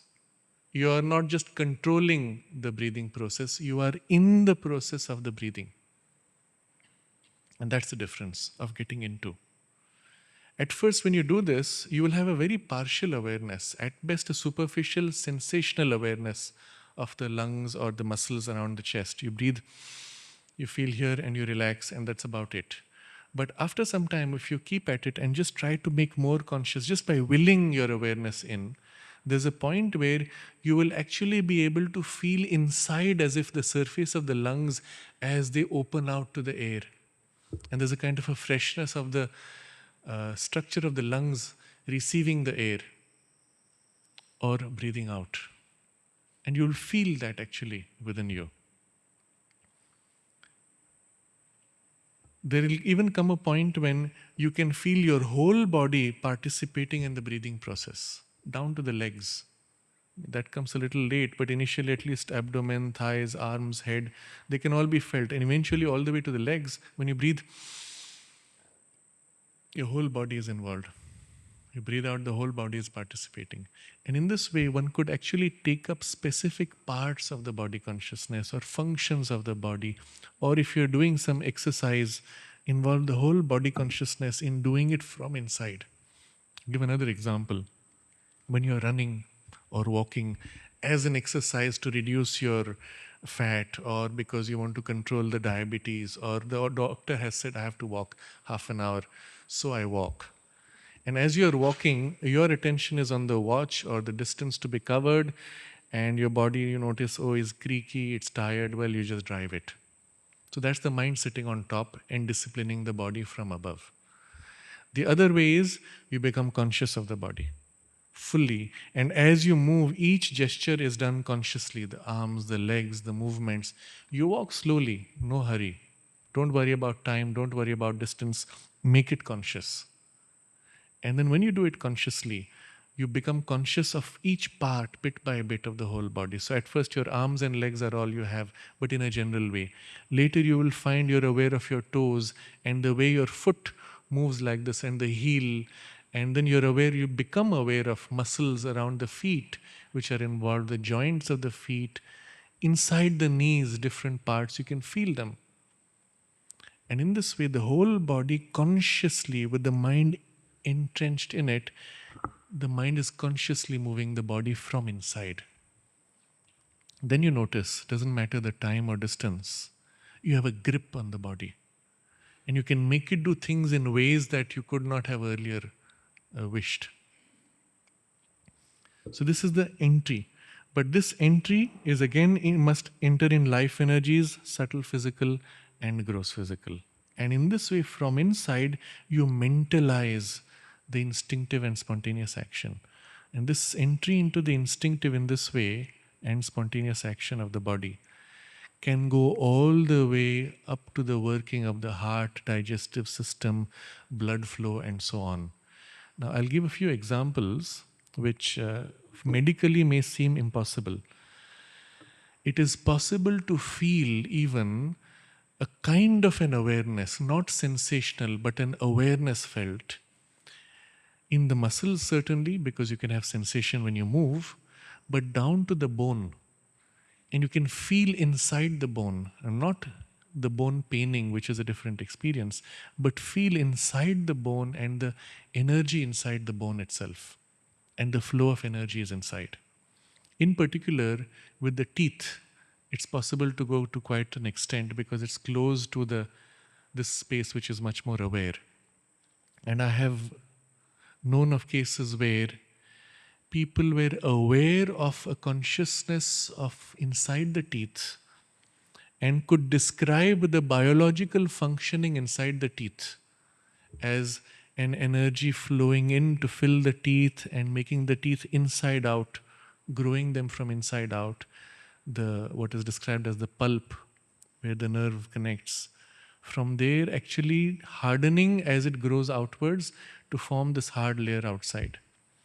And the problem was when the dentist drills to fill a hole and the filling falls out, it's because the stuff inside is trying to grow outwards. It pushes out the filling because it wants to seal the tooth from inside out. And when you eat certain types of food, you can feel on the teeth surface the substance of the food as if penetrating through fine pores of the bone, because the tooth is a bone actually. It's a bone-like substance. It's semi-permeous. The fluid filling in, and you can feel a sensation inside where it touches. Now, not just sour things, but there are certain types of things which make the teeth feel as if tight. And it's actually part of the liquid going in, seeping in. And you can feel all that.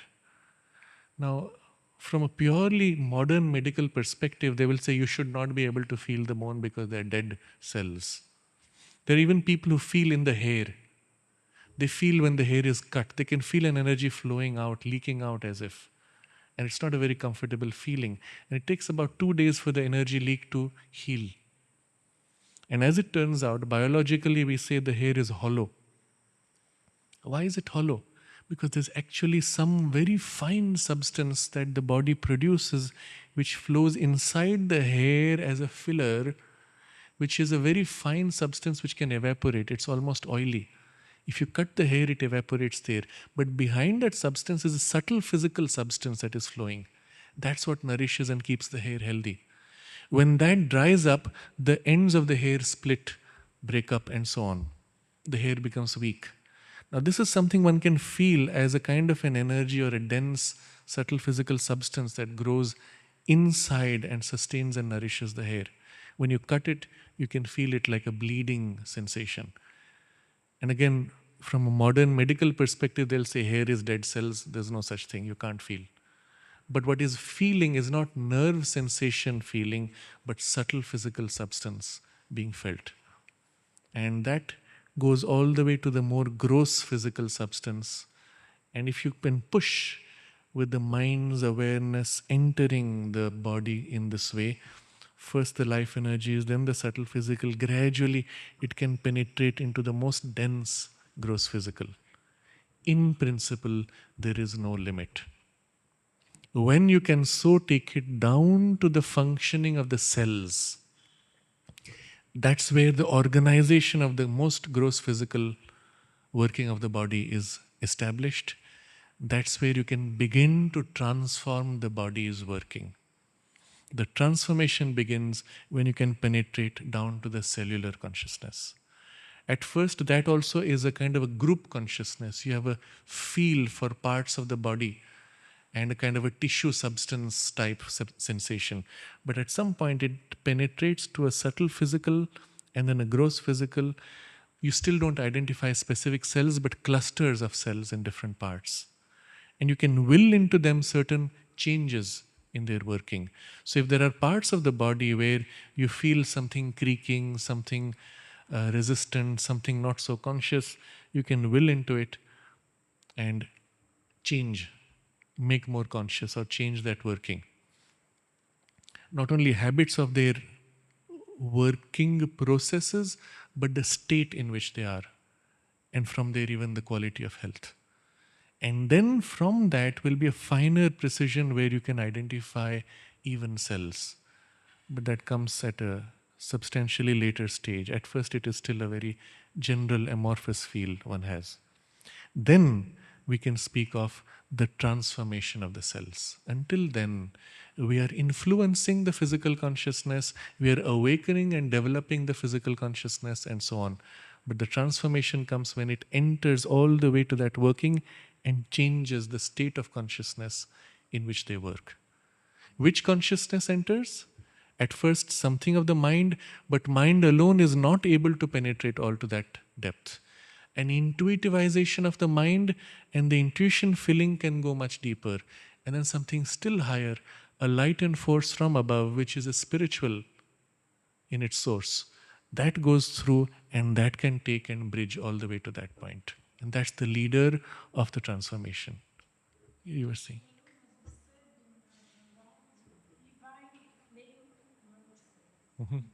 Yes, yes, yes. But when you do that, when you call the divine flame and the divine peace into the cells, who is calling, and it's the mental consciousness. That's the bridge at that point. Isn't it? Initially, yes. Yes, it is the psychic aspiration which infuses it. But when you call, who is calling? You're not conscious of your psychic at that point. It's the mind turning as thought. Yes, yes. So all that has to gradually get psychicized and developed. But initially, that's why you see the Manomaya Prana Sharira Neta, this description of the mental being Purusha, leader of the life and the body. That's our fulcrum, that's our advantage as a human being for a conscious spiritual transformation. So I think we will pause. Sraddhalu, you said before about the body. I am not conscious of my own Yes. community in my body. Mhm. But somebody described me. Yes. You are conscious of your community Uh-huh. in your own. Yes. Yes. I take some part. There are sensation, not sensation, Right. inner sensation, possible. Yes. It's possible to see in another, even in the physical consciousness, which parts are more conscious or less conscious. Yes. I think we'll pause here, and any questions we can take up. Okay, go on. Yes? In brief. First, thank you very much. I'm Mohammed Saha, a submariner by myself. Gave an example of submarine and potentials of human life, how we exceed quantum potentials. We do experience like a combat that you can walk and you can sleep. If you have to do 700 kilometers in 10 days, in really difficult parts. Then mother says about the Russian gymnasts, if they were little was future, they were better. We as soldiers in combat do better what we are as soldiers. We do believe it. Now we talk about culture, right? The culture, like if you take the North Central Asian foot, you can never approach them. They see you, they are very aggressive. And they are kept like that. They will put their spears, they will put their arrows. We compare as human beings with them. Probably we live in abundance, we had everything and we got culture. They never got so. The question here is that what is the process to follow to attain a link between the light, the mind, spiritualism, and the body actions? That is how do this process happen? What do we do to get that? One. The second issue is that if a population of 7 billion is growing, how does this process has to be disseminated so everybody accepts this process? If that doesn't enlighten, so we feel enlightened. Yes. When we leave this room, we start practicing that. Left to ourselves with no effort on our part, there will be an automatic pressure of a higher spiritual or an inner spiritual influence which will push forward and seep in gradually over a few million years anyway. The difference is when we consciously turn to that and open to that, then it happens rapidly, and that's what we call yoga. We consciously speed up that process. For that, the method is any part of the consciousness which turns to the divine becomes a first link. And eventually, part by part, we extend that link to include the whole of our being. And this is the basis for starting points of the mind turning to divine, or the heart turning to the divine, or the will in action, in work, being consecrated to the divine, and so on. One begins with whichever part is most open or most aspiring. Similarly, that part in us which turns inwards, seeking the source of our deeper aspiration, seeking our own deeper sense and awareness of the divine presence, begins to form a bridge. The moment you turn to the divine in whatever way, immediately there's a response from the divine to assist you. So even a small effort from your part begins the process and can lead to large results, to the extent that you remain open and permit that larger action of the divine. So you can treat it in this way, that the process itself to begin is easy all over. We only have to ask for it and start it. After that, it leads to complexities and details of process which vary from person to person. But it's enough if we can even spend a few minutes in the day in conscious aspiration and opening. It may take the form of a formed prayer or a wordless prayer, or simply sitting in awareness in aspiration, opening upwards, inwards to the divine. Even that is enough to start it. The rest will automatically follow. You were saying? I had read that in the original Savitri's story, Savitri, 4 days before Satyavan was to die, stood for 3 days and nights without moving, without food or water. Sri Aurobindo does not mention this in the Savitri epic, but I wondered if that was his secret that he didn't reveal, or is that something that is necessary? Is that the actual way that she defeated death, or was it just by talking? In the traditional story of Savitri, she goes through a process of purification and tapasya by which she prepares herself for the battle with death. That preparation is in essence a spiritual preparation, a centering, gathering, purification of her being, etc.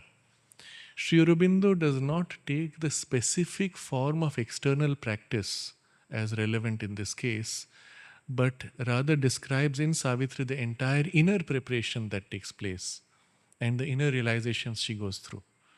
So, fasting is only an external device to help to separate the consciousness from the gross physical and center it without the distraction of the outer consciousness. It's a kind of a focusing.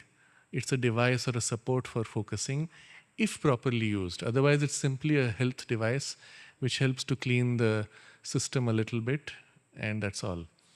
But originally, the idea of fasting was for this, to assist in the centering and an exclusive inner concentration. So the point here is not whether you fast. The point is whether you're able to concentrate inward. And in the integral yoga, we don't need to rely on such devices. We can use a purely psychological process. That's what Sri Aurobindo describes in Savitri. Now, the fasting in itself would not be that difficult, but the standing in one place. Again, the standing in one place, again, is an external device. When you sit for meditation, well, you make the body still so that you can disengage from the body consciousness and go inward or whatever. But once you have attained to that and established a realization of that state, then the body can be in movement and still you are interiorized and in your meditation. You can even be in work and still be in deep meditation. So the stilling of the body is only a device to assist the spiritual process. And so that's not the key. The key is the interiorization. So all of these external devices are only useful as long as they assist you for the real thing. Once you have the real thing, you can discard those supports and even transcend them and be in action, in activity, while being in deep meditation. Sri Aurobindo focuses more on this psychological process rather than being bound to specific methods of external device. Because eventually you get bound by those devices. There are people, for example, who cannot enter into meditation unless they do 1, 2, 3, 4 steps of ritual movement, whatever they are. Then only they can go into deep meditation. That you're stuck with that device as a tool for going in. But the point is, once you have gone in, you should be able to free yourself from the device and now be able to remain in that interiorized or enter it without that particular tool. Then only it is perfected. Okay, but just one other point is that Savitri does this tapasya, Yes. then she is able Yes. to confront. Yes. But Satyavan is the grateful recipient of this, Mhm. but actually he himself has not. No, he has not done that. No. He is the human soul. And Savitri is the divine grace who saves the human soul. So she has to do the tapasya. She has to do all the effort to save the human soul. Because I once asked myself, if Savitri saved Satyavan from death, where are they now? But then I read that in the original that the agreement was only 400 years. That was the length of the life. Yeah. See, that's why the specifics of the historical story are symbolic. They became, as Sri Aurobindo explains in the introduction in Savitri, they become representative of a whole psychological and spiritual crisis in humanity. And the divine grace takes embodiment in this specific form, and the human soul ascending takes its focus in a representative human who is most suited to represent. And then this drama takes place between these individualized forms of a cosmic play. And Savitri, as the divine grace, is present cosmically, and the human soul also is working in this whole species and on a cosmic level across the universe. And that struggle with death is going on at every moment, in everything, even down to ourselves. That gets epitomized and represented in these individuals for the conquest to take place. And then that conquest is extended into the rest of the being, the rest of the species.